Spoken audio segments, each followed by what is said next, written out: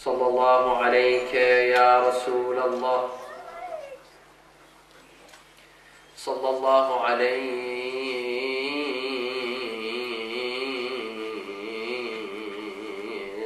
يا سيدي ويا مولاي يا أبا عبد الله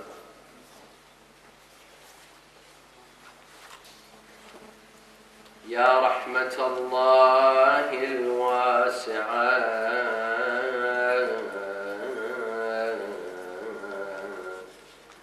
ويا باب نجاة الأمة ويا عبرة كل مؤمن ومؤمنة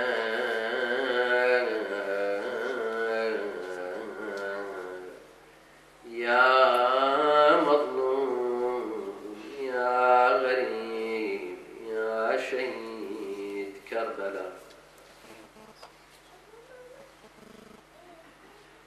يا ليتنا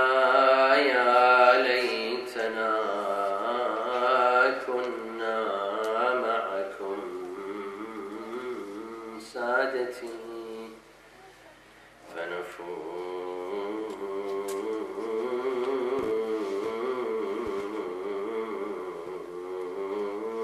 فوزا عظيما.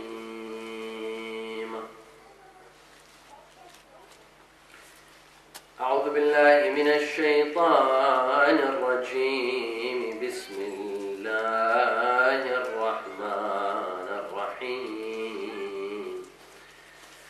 واستفزز من استطعت منهم بصوتك وأجلب عليهم بخيلك ورجلك وشاركهم في الأموال والأولاد.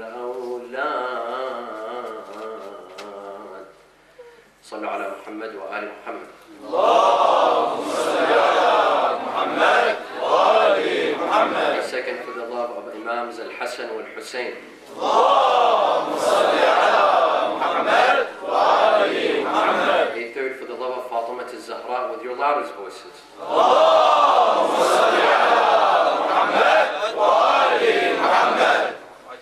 Approximately 10 years ago, or over 10 years ago, social media networks took the world by storm. We saw the advent of certain sites like Facebook, Twitter, MySpace. Many youth found these sites, found these social networking sites appealing, especially college students. The whole story behind Facebook was, as most of you know, a couple of Harvard students that made this site for college students to meet and to go on dates, so to speak. Thus, the whole purpose was to use this site as an intermediary for dating. Youth began getting involved. Youth began opening accounts, and it took the world by storm. 10 years after, there's not a single household without several accounts for social media. In every house now that you will find that each individual himself holds several accounts. One account on Twitter, and another on Facebook, and another on Instagram, and others and others. Today, being on social media became an essential part of life. It's like having an email account. It's like having a phone number.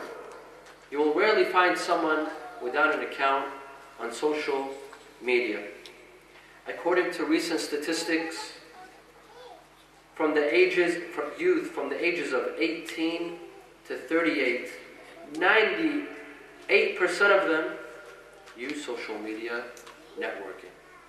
That means 98% of youth from ages 18 to 34 have an account either on MySpace or Facebook or Twitter or Instagram. The average, according to statistics, the average amount of hours a person uses Facebook per month is 15 hours and 33 minutes. That means approximately 30 minutes a day on average people use Facebook. Of course, this is on average. There are some that use Facebook for 5 hours a day. But the average amount of a person who uses Facebook is 30 minutes per day. That is more than the amount of time that we give to our salat. We pray 5 times a day. If each salat takes 5 minutes, that's 25 minutes. Most of us use Facebook more than we pray. As for the recitation of the Quran, then that's another subject. The amount of people who access Facebook with their phones, according to statistics, is 190 million. YouTube is also considered part of social media. The total amount of hours spent on YouTube worldwide per year is 2.9 billion hours. 2.9 billion hours. As for Flickr, the average number of pictures uploaded to Flickr per minute is 3,000 pictures. Per minute, 3,000 pictures are uploaded on Flickr. The average amount of tweets per day on Twitter is 190 million tweets. Some of you can say you have a big portion of those tweets.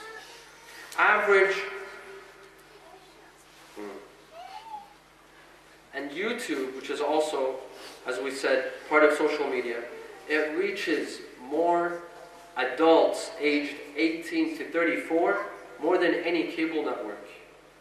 And I'm sure you can testify. I'm sure most of you watch more YouTube videos than actually videos or shows on cable television and cable network. Thus, social media has taken the world by storm. In fact, it's changed our lives. Social media has changed our lives. It's changed our means of communication. It's turned this planet into a global village. You could be sitting in Europe, another person sitting in Australia, but you feel like you're sitting in the same city. Perhaps you can know about a person in Canada more than you know about your own neighbor. Why? All thanks to social media. Sallu ala Muhammad wa ala Muhammad.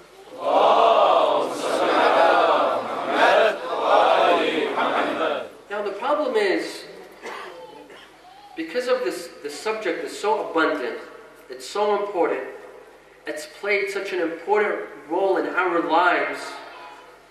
However, what is the Islamic response? What is the Islamic position regarding social media?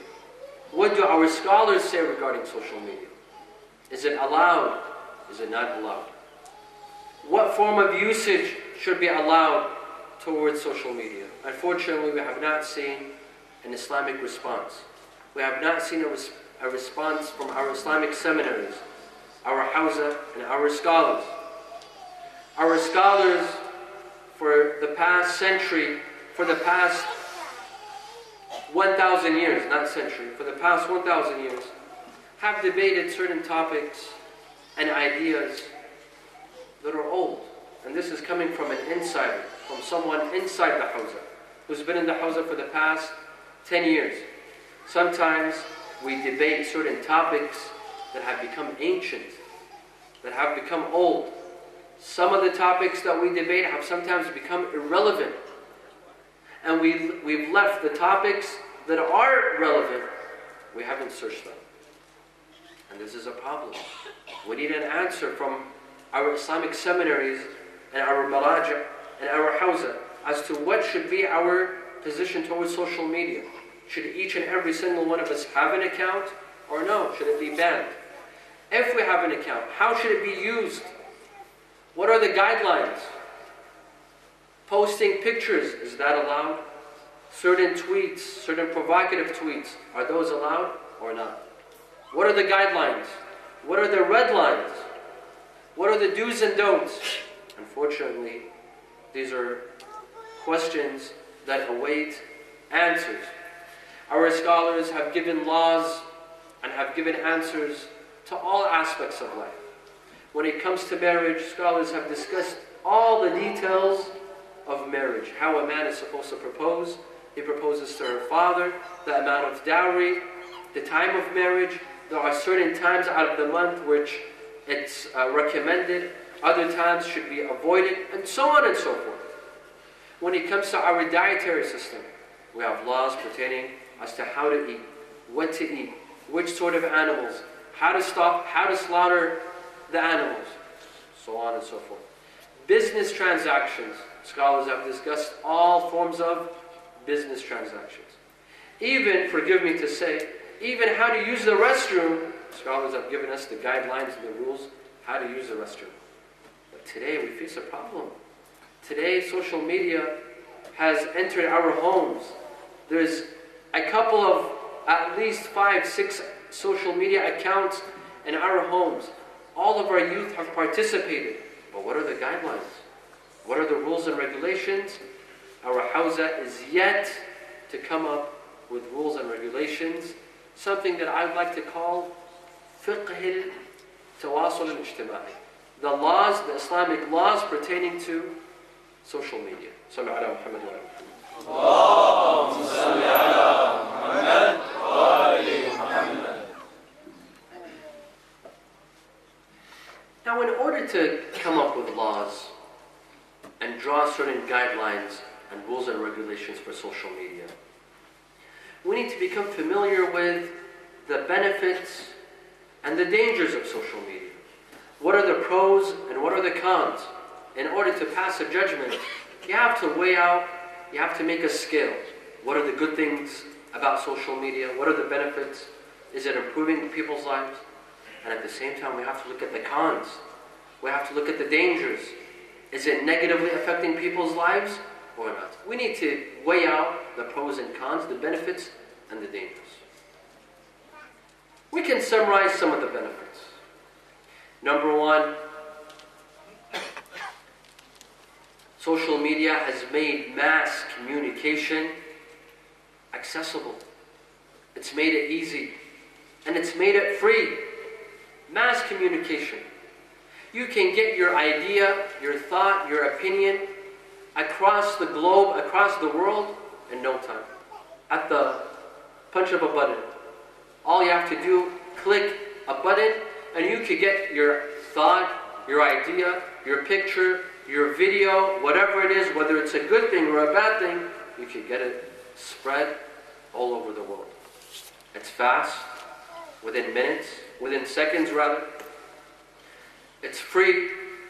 Social media sites don't charge you, unless you go into a specific program or you'd like to buy followers or whatever. But usually it's free. And 3, it's easy. Even children are learning to use how to access a social media account. This could be mass communication, getting your idea and your thoughts across can be used, for example, for religious purposes. For religious purposes. If you have a religious idea, a religious belief, you can get it across the world. You can get it to people's homes. You can get it to countries in which books are banned and Islamic centers and mosques are banned, but they can't ban what? Social media. You can get your thoughts and ideas across to them. Today, one of the best ways of da'wah is social media. If we use it correctly. If we know how to utilize it and make use of it, social media can be the best form of da'wah. Absolutely. Da'wah does not have to be, we don't have to use the same tactics every year and every decade and every century. No. For centuries, one of the tactics of da'wah was a minbar. A minbar like this, a preacher would stand and he would speak. And this is a good way. Till today, this is a tactic for da'wah. But this doesn't mean that we can't open the room for other means, other ways, other forms. The whole point of da'wah is to invite. to invite people to Islam, to invite people to the school of thought of Ahlul Bayt. Why can't we make use of social media? Why can't we make use of social networking to invite people to Islam, show them the true message of Islam, show them the true message of Ahlul Bayt? Brothers and sisters, do you know how many people have accepted Islam because of social media? Do you know how many people have accepted Islam and accepted the school of thought of Ahlul Bayt because of social media? There are some countries that have banned books. They've banned lectures. They've banned preachers like myself and others to go into their countries to preach. However, they can't ban the use of social media. Thus, Islam was able to reach, the school of thought of Ahlul Bayt was able to reach people's homes through the help of social media. Thousands of people accepted Islam in the school of thought of Ahlul Bayt because of social media. This is a new form of da'wah. We don't need to be restricted to the minbar. We don't need to be restricted to the classical means.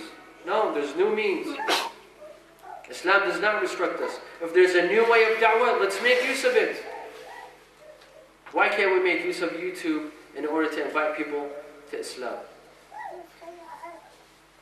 If more people watch YouTube than cable television, why waste our time with satellite channels? Every day we see a new satellite channel. Every day there's a new satellite channel. These satellite channels are costly. They cost. While social media is free. Why don't we make use of this? Why aren't our scholars on social media? Wouldn't it be nice, some people might find this a bit too much. Wouldn't it be nice if some of our maraja had accounts? If you would see some of our maraja tweet? What is wrong with that? To tweet a message to their followers. How inspiring would this be? Your own marja. You would receive a direct message from your own marja. Not through an office, not through a representative, but directly from that marja if you would tweet or post on Facebook. How nice would it be? How much would it connect the masses with the scholars? They would feel that the scholars know what's happening across the globe. Know what's happening in people's lives. This is one. Two, it could be used for political purposes. Didn't we see recently, just a couple of years ago, certain revolutions were successful because of the use of social media? What happened in Egypt? How was the revolution in Egypt successful? Wasn't it because of social media? Wasn't it because of Facebook? And in Tunisia and in other countries? In fact, today some people are banning these sites. Some governments and some countries ban the use of Facebook and Twitter. Why? Out of fear of a revolution. Out of fear of an uprising. Because these social media sites can be used for political purposes. One of the purposes is for business. One of the benefits of social media could be used for business. If you have a small business and you'd like people to know about your business, about what you're producing, is through the use of social media. It's fast, it's free, and it's easy. Sallu ala Muhammad wa ala.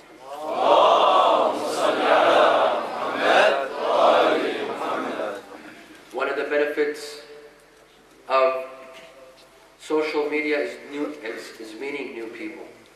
You could be living in some corner of the world where you could have thousands of friends, hundreds of friends, in Australia, in America, in Africa, in the Middle East, all thanks to social media. You can meet new friends and you can connect with old friends. And today we see that some people have used social media to meet their future spouse. And from an Islamic point of view, it's not restricted. What is wrong with meeting your future spouse through the use of social media?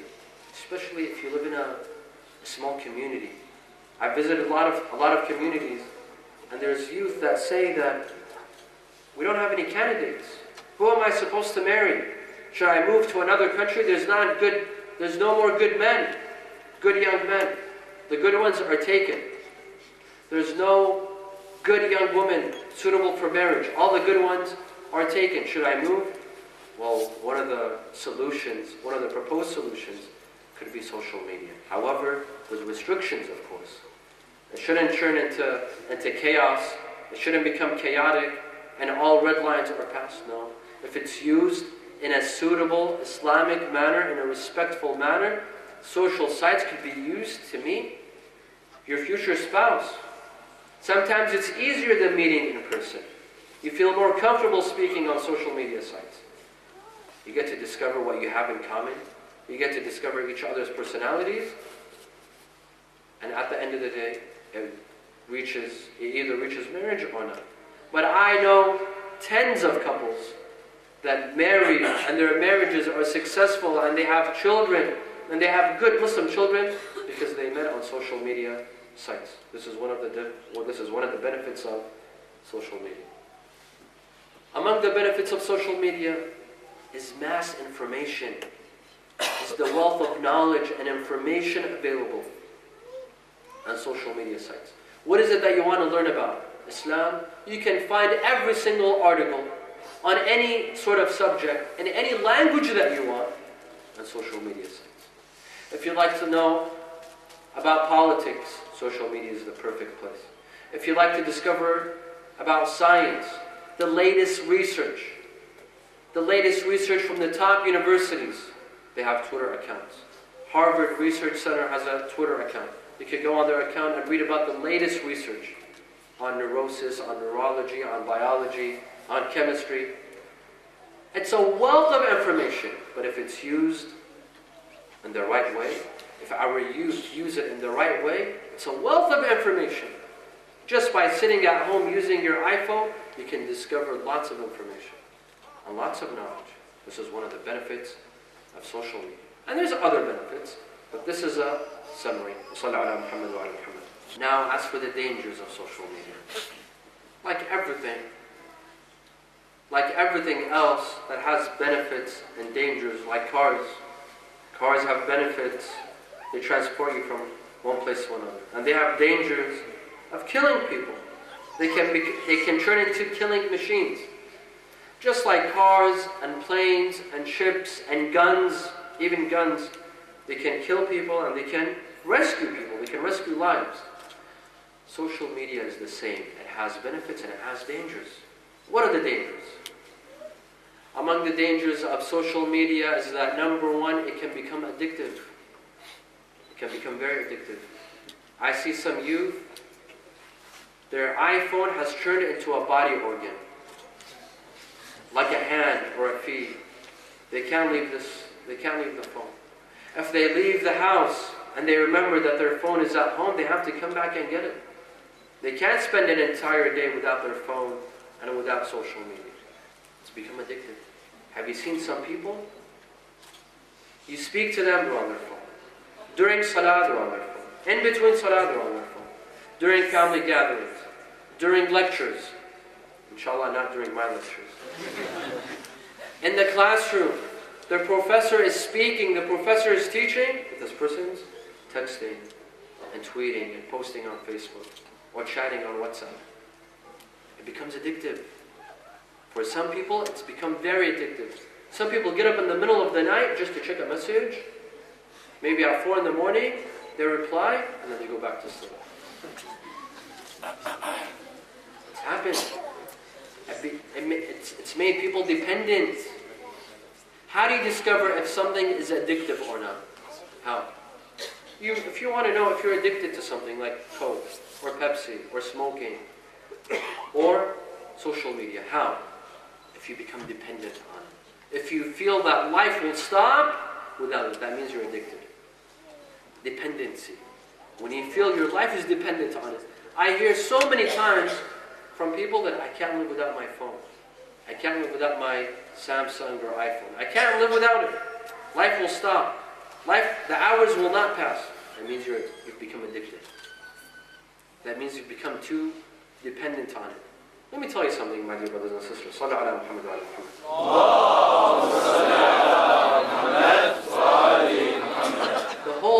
The whole purpose why the iPhone was created was that it serves us, not that we serve it.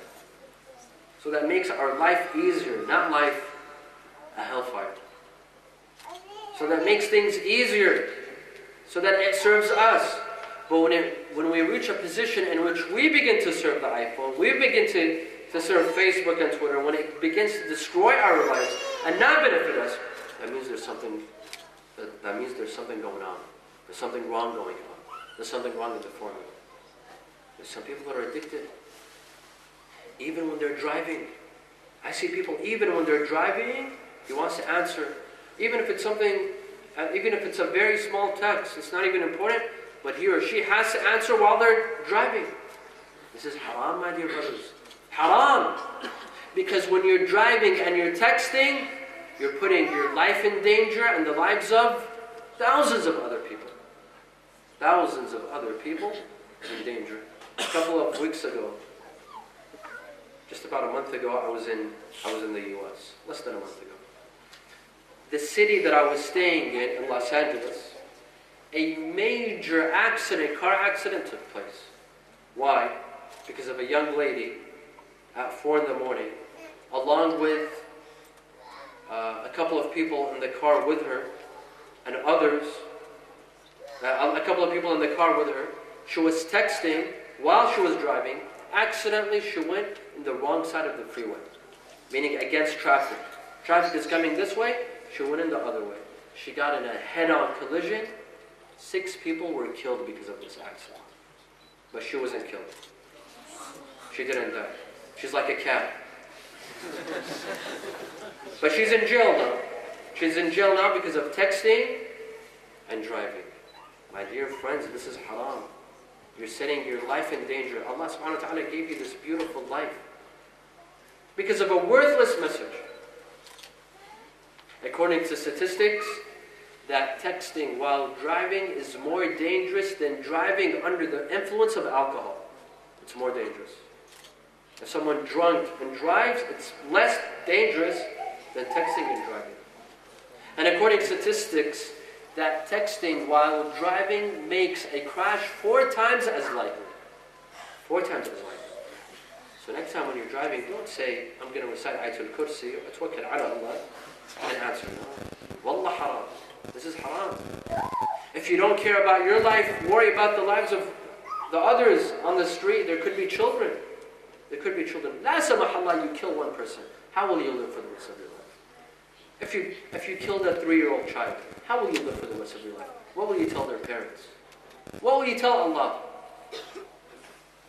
Thus, this is one of the dangers. This didn't exist 10 years ago. There wasn't texting and driving. See, when technology comes, on the one hand, it makes life easy, but on the other hand, we have to pay a price.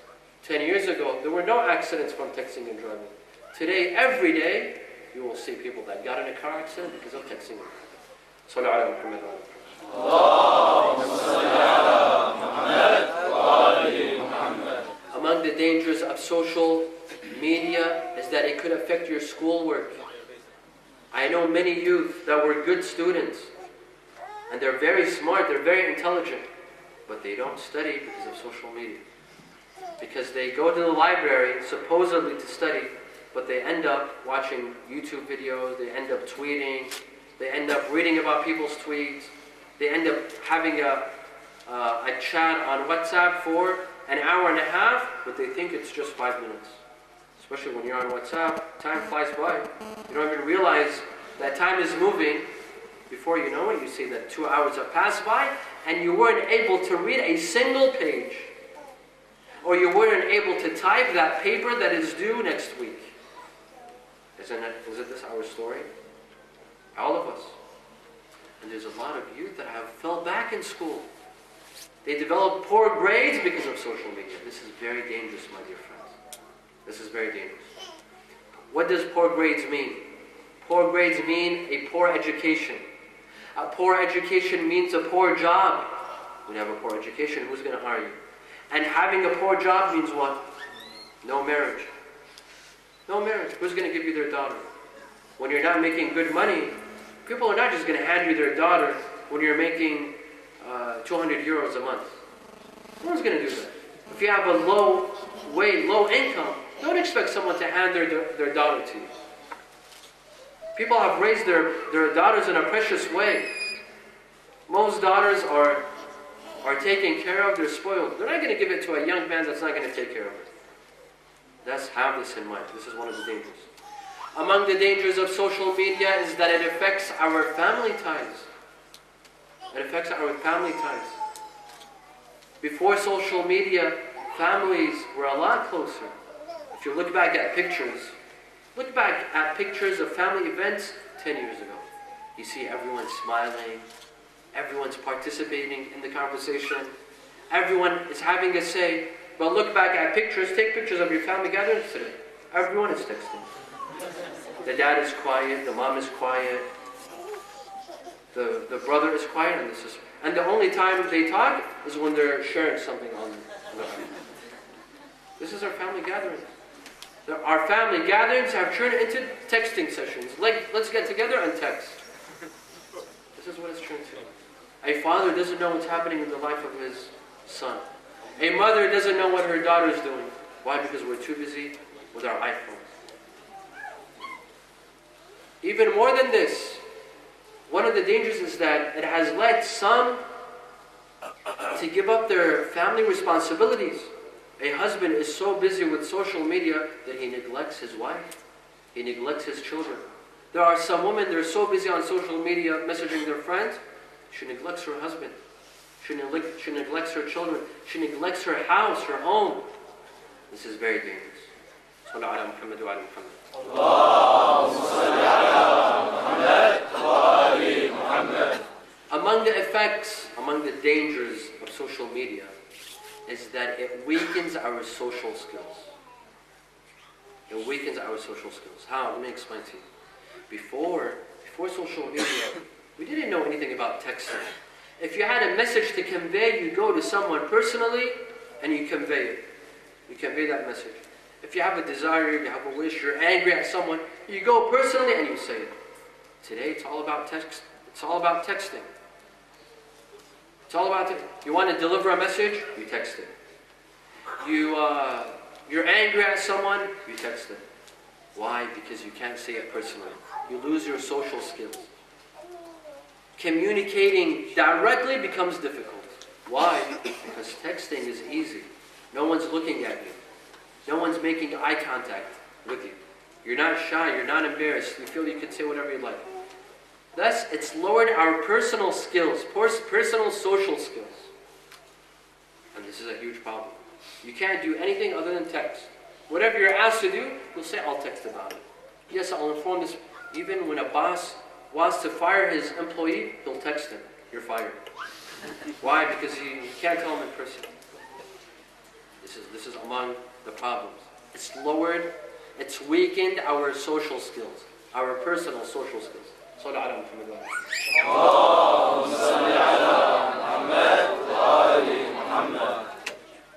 Now, these are some of the dangers.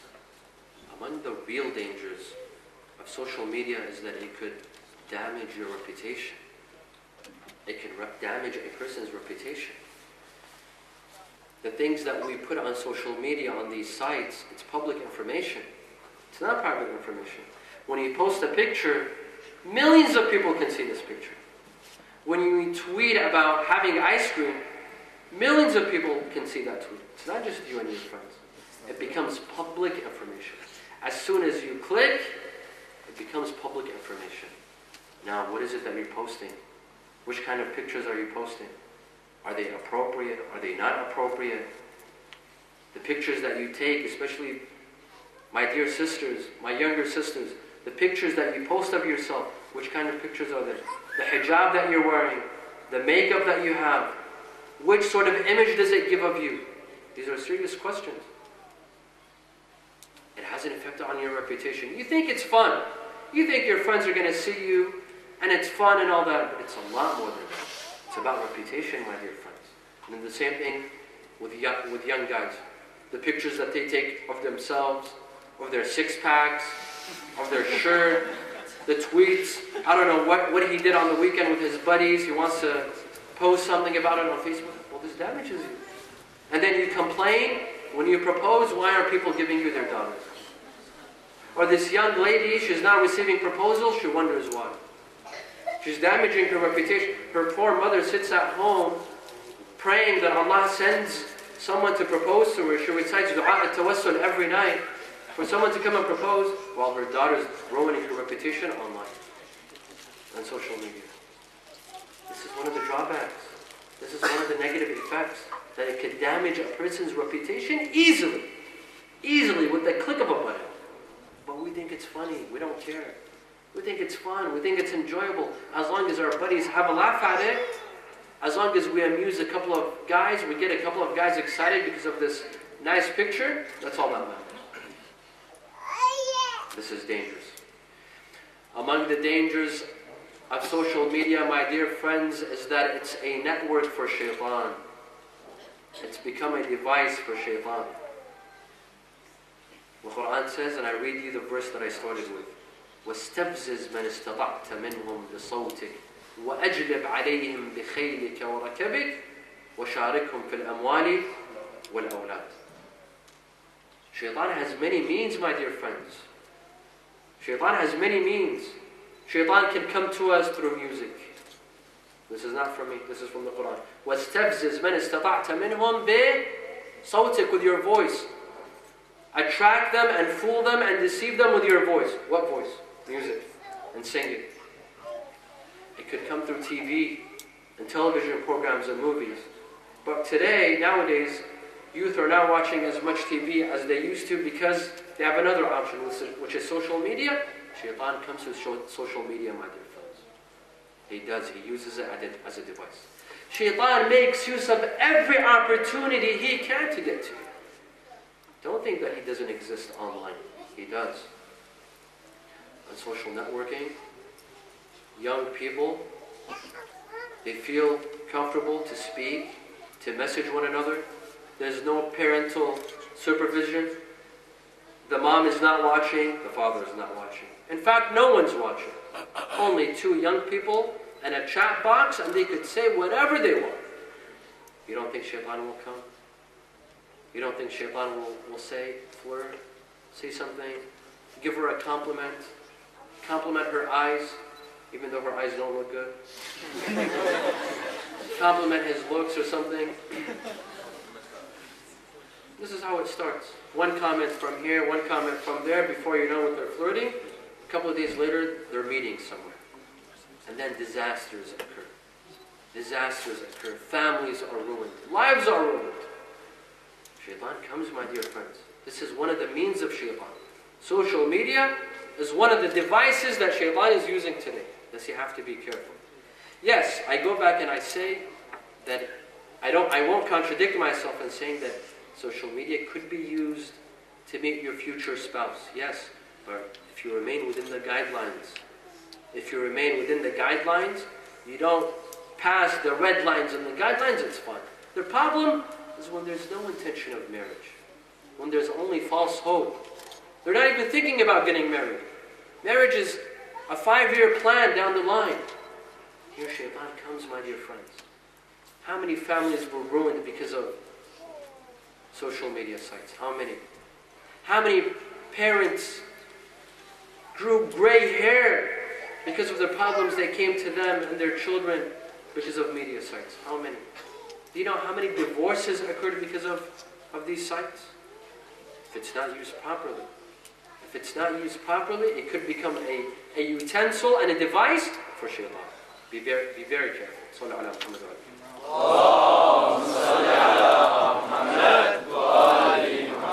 Among the dangers of social media is that there are predators online, my dear friends. There are sexual predators online. Read the statistics. How many sexual predators are online? And there's some young women, they're young, they're naive, they think everyone has good intentions, everyone is well-intentioned, someone messages her. Sometimes, these predators, they don't come to you and say, let me take you out. No, it's not like that. Sometimes they come in a disguise, maybe in a religious way. They come and ask you a religious question. But you don't know what he's thinking. You don't know what they have. You don't know what their motive is. There is so many predators online. And there are so many victims as well. So many victims, they fell because they were naive, inexperienced, they have no idea what's going on, and there's a lot of evil people out there.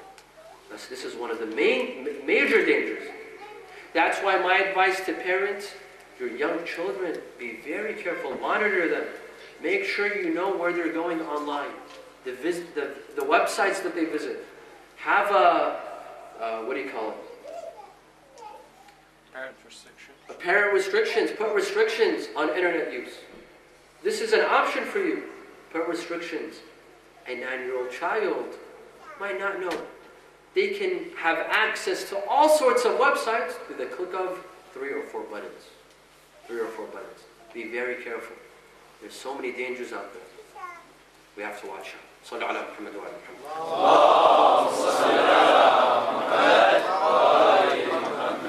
Now, from my observation of social media, when I see the tweets and the posts and the pictures of some of our youth in our communities, in the US, in the UK, in the Netherlands, in Australia, generally our youth, I have certain observations. Number one, I've noticed that some youth in person, they're very nice. They're very polite. They'll come to you, they're very polite, they're very kind.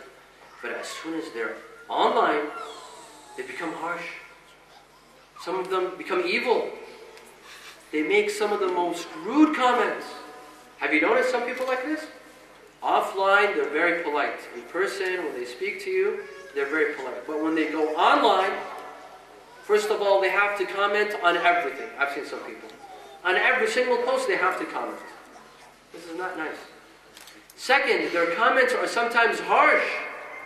They put the other person down. I don't know why. All of a sudden, when they get online, all of a sudden they become courageous and brave, and they feel that they could say whatever they'd like, and they could comment however they like. This is a form of hypocrisy between your online character, online personality, and your offline personality. There's some people that are different. A person should be the same, whether he's online or offline. A girl should be the same, whether she's online or offline. The same personality. The personalities should not switch. This is one of my observations regarding our youth. Another observation, and I hate to say this, but sometimes I see some of our youth online, on Twitter, on Facebook, they use profanity. They swear. They use dirty words. I get so disappointed. And I especially get disappointed when I see sisters using profanity. You know why? Not that we make a difference between men and women. No. But because a man, perhaps no one will notice that he's a Muslim. Perhaps a man who uses profanity, perhaps someone will say, he's not Muslim. But if you're wearing hijab, and you're on a social networking site and use profanity, this comes back to you. They say, this is a Muslim lady. This is a Muslim lady using profanity. And it's very ugly, my dear friends. It's very ugly when our youth use profanity and harsh words, ugly words, online. This needs to stop. Inshallah, this doesn't happen in this community. I'm positive that the brothers and sisters here tonight, whom their faces glow with iman and taqwa and love for Ahlul Bayt and Fatima al-Zahra, I know that none of these things that I'm saying apply to any of you. But this is for others to learn from. Sometimes, even if you don't care about your own image and your own reputation, care about Islam at least. This tweet where your non-Muslim friends from school or your work or university, they'll read this tweet. Have respect for your religion. If you don't have respect for yourself, at least respect Islam. For the sake of Islam, for the sake of Ahlul Bayt, be careful of your tweets. Don't use profanity. The Imams would say, "Kunu zaynan lana, wa la takunu shaynan alayna." When people, Imam Sadiq alayhi salam, he tells one of his companions, he says, "Al-Hasan min kulli ahad hasan, walakin minka ahsan liqurbika minna." Good deeds are good from anyone, but from you it's even better. Why? Because you're close to us, the Ahlul Bayt. When you do a good deed, they say, who taught them? The Ahlul Bayt. And a bad deed is bad from everyone, but from you, the Imam tells his companion, he says, from you it's even uglier. A bad deed is ugly, but from you it's uglier. Why? Because people will say the Ahlul Bayt taught them. The Ahlul Bayt taught them. People will say Islam taught them this. Their Prophet taught them this. Thus, when you're online, my dear friends, when you're using social networking sites, you're representing not just yourself, but your faith and religion. Remember this. This small tweet that for you it's useless, but for others it has a meaning. Be careful how you represent your faith. Also, among my observations, and I say this to my dear brothers and sisters, especially to my sisters, be careful what you post. Your pictures, think 10 times when you want to post a picture, think 10 times before. Is this picture okay? Will it make my father proud? Will it make my mother proud? Will it make my community proud? Or no? Think 10 times before making that post. Or the comment that you have. Think first. If my mother were to read this, is she okay with it? Or no? My father, if he reads this, will he be satisfied or no? Ask yourself this question before you put up any post or any picture online. Ask yourself this question. This is one of my observations, that there are some of our youth, they put up inappropriate pictures, very inappropriate pictures. And this says a lot about your personality, about your character. Be very careful.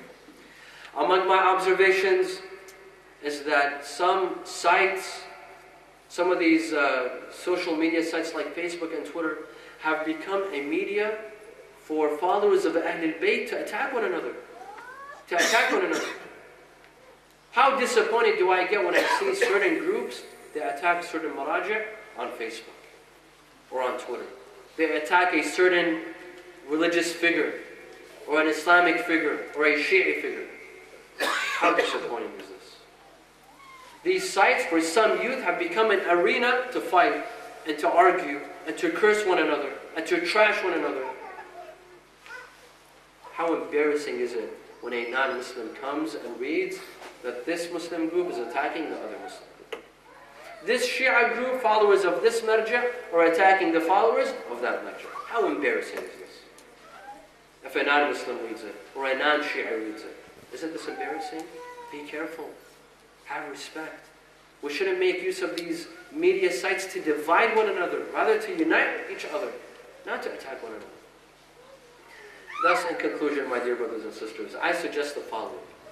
Number one, let's monitor the amount of hours that we use Facebook, Twitter, and these media sites. Let's put hours. Let's restrict our hours. 15 minutes a day, 30 minutes a day, unless you're doing something important. Unless you're doing da'wah, you're posting lectures, you're posting articles, then that's another story.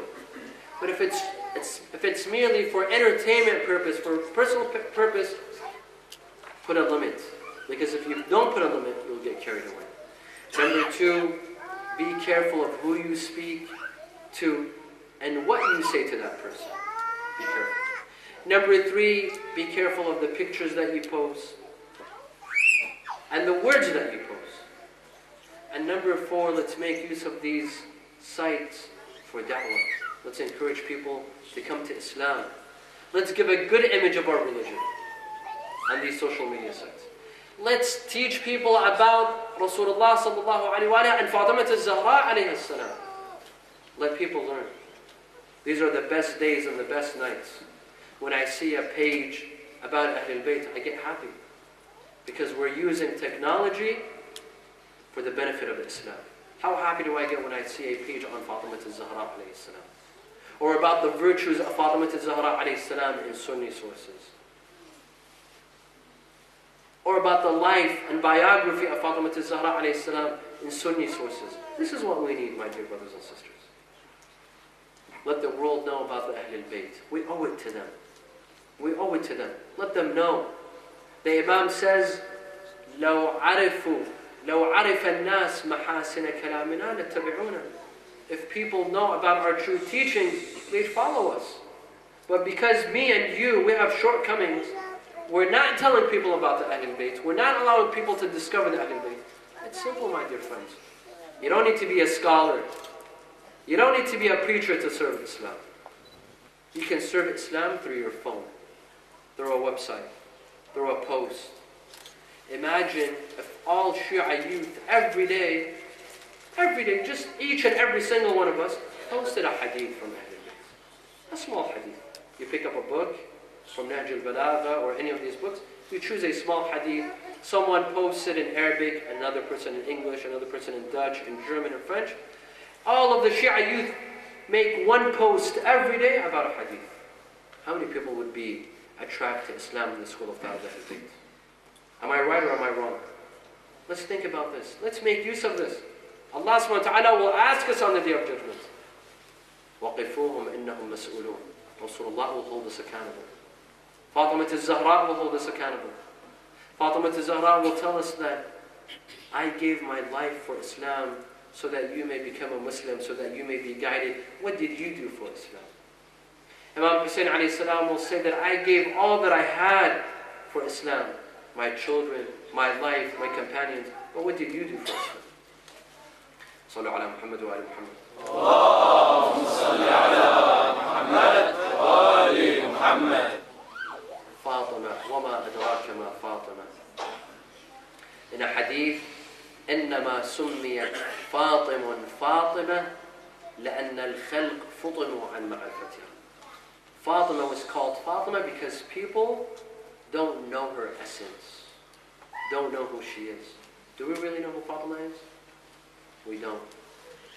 There are some people that do not know who Fatima al-Zahra is. If they knew who she was, they would not deny her tragedy. They would not say that these events never took place, if they really knew who Fatima al-Zahra was.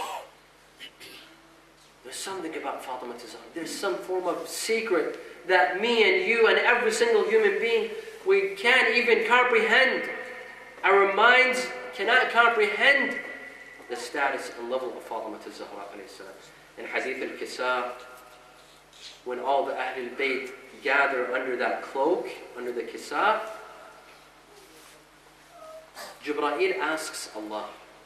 He says, وَمَنْ هُمْ تَحْتُ الْكِسَى? Who are under the cloak? Allah subhanahu wa ta'ala answers Jibreel. He says, هُمْ أَهْلُ بَيْتِ النُّبُوَّةِ وَمَوْضِعَ الرَّسَالَةِ هُمْ فاطمة وأبوها وبعلها وبنوها. صلى على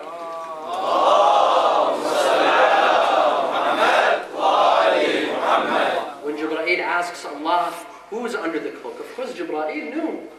Jibreel didn't know who was under the cloak. He knew very well, but he wanted to hear it from Allah subhanahu wa ta'ala.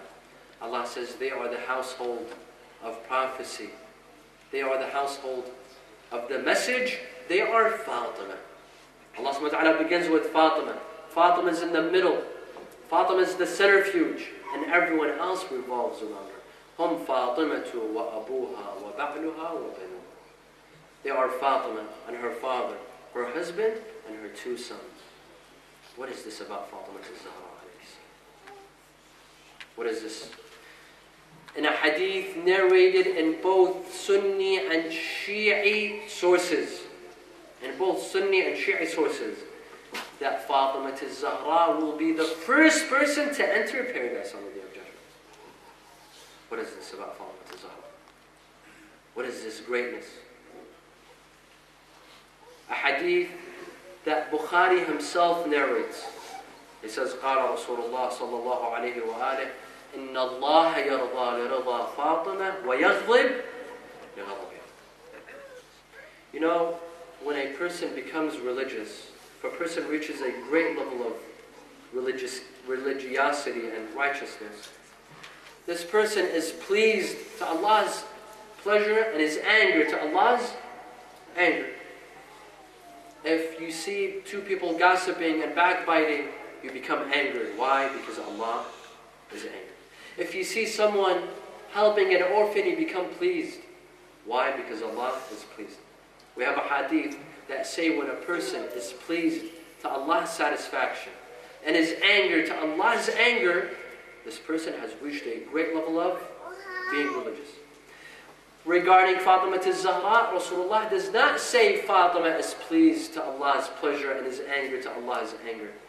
Rasulullah says, إِنَّ اللَّهَ يَرْضَى بِرِضَى فَاطِمَةٍ وَيَغْضِبْ لِغَضَبِهَا. Allah is pleased to the pleasure of Fatima, not the other way around. Do you see that level? Do you see the level that Fatima al-Zahra has reached?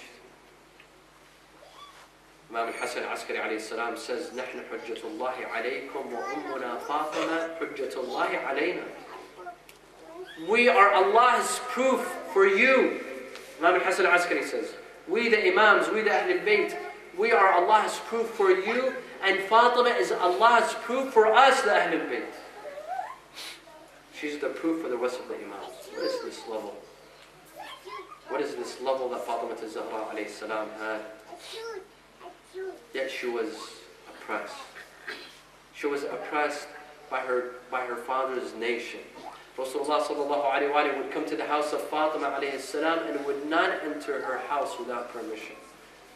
If Rasulullah would want to enter the house of Fatima, he would come and knock. He would come and knock the door before entering. He would never enter without permission.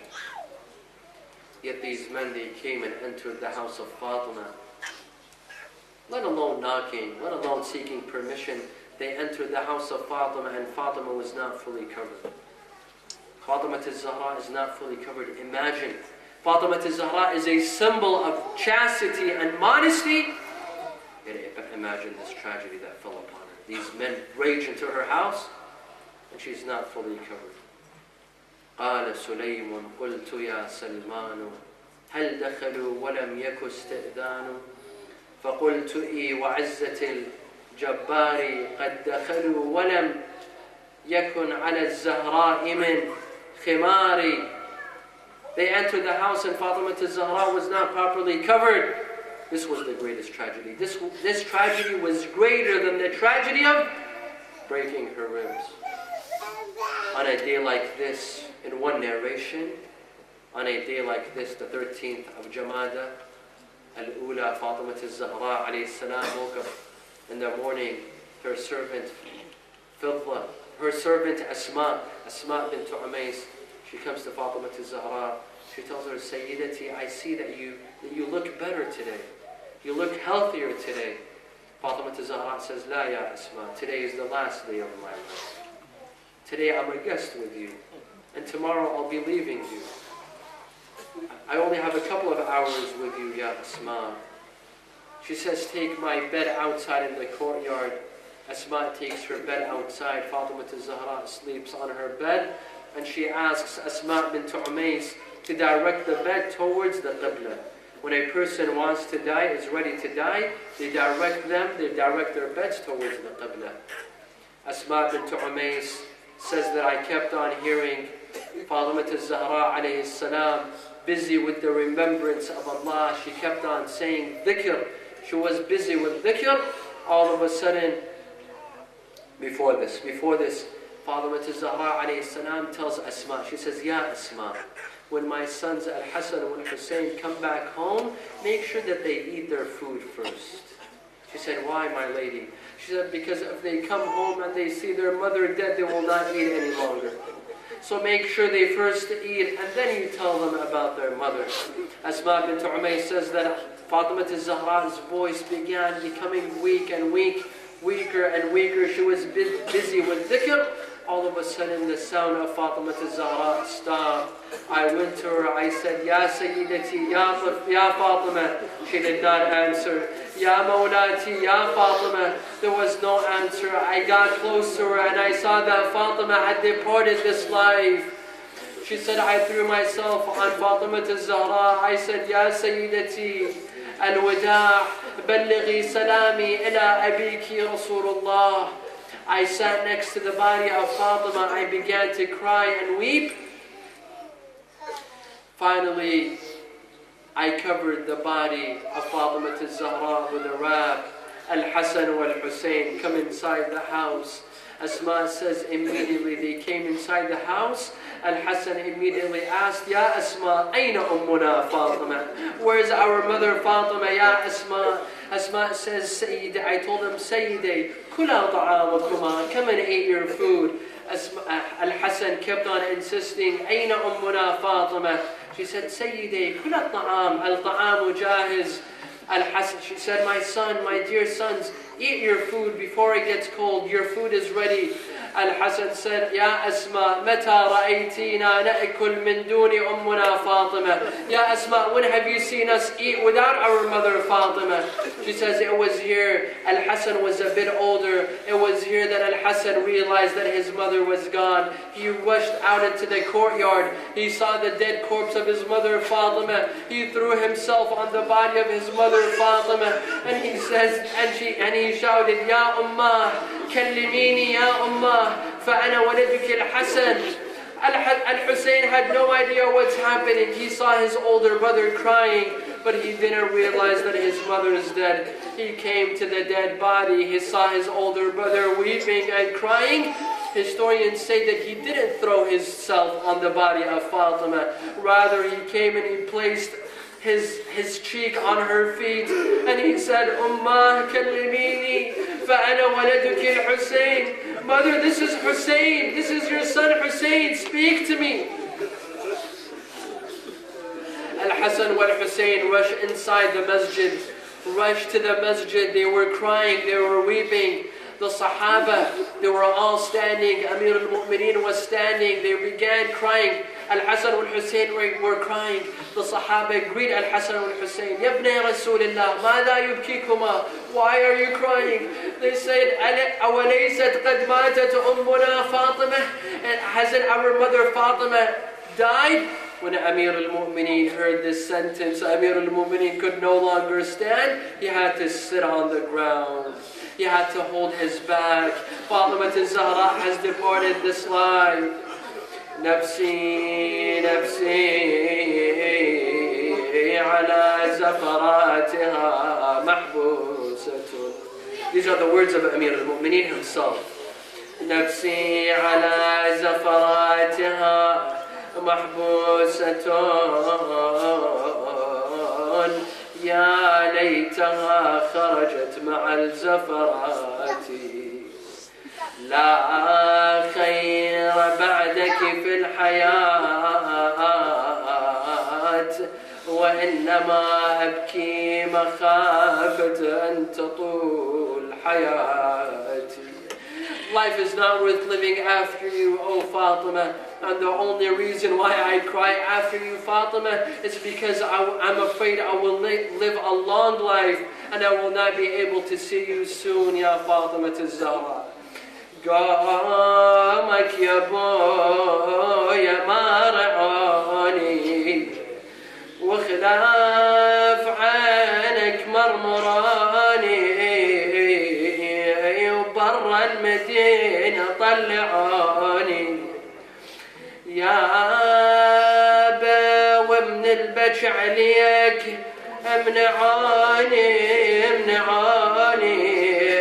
ومن البج عليك عميان عيوني يا ورا الباب لما نهيسوني للحايط وليه عصروني يا